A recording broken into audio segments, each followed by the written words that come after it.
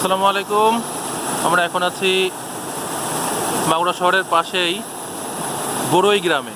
এখানে বড়ই switch gate খুলে দেওয়া হয়েছে। প্রচুর পরিমাণে পানি নবগঙ্গা নদীতে যাচ্ছে এখান থেকে।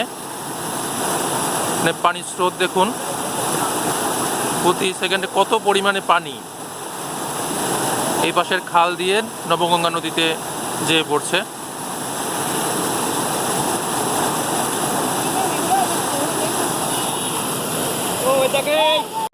বড়ই ব্রিজের নিচে আছে এখন। এখানে সুইচ গেট দিয়ে প্রচুর পরিমাণে পানি আসছে এবং অনেক মাছ ধরা পড়ছে এখানে। পানিগুলো চলে যাচ্ছে, নিষ্কাশন হচ্ছে এখান থেকে। এই ছেলেপেলেগুলো মাছ পাইছে।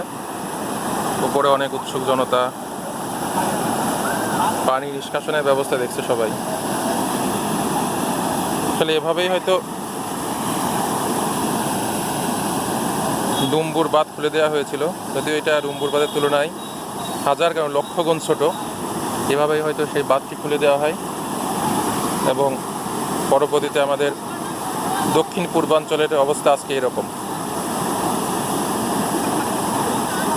এই সুইচ গেটটি অল্প একটুই খোলা হয়েছে, তবুও পানির যে তোর, এখানে আসলে দাঁড়িয়ে থাকাই কষ্ট। এর ভিতরে কেউ পড়লে কোথায় শেষে কোথায় যে ঠেকবে তার ঠিক নাই। প্রচুর স্রোত এখানে। এটা মাগুরা শহরের পাশেই বড়ই গ্রাম। মাগুরা পান্নান্দলি থেকে 2 থেকে 2.5 কিলো রাস্তা।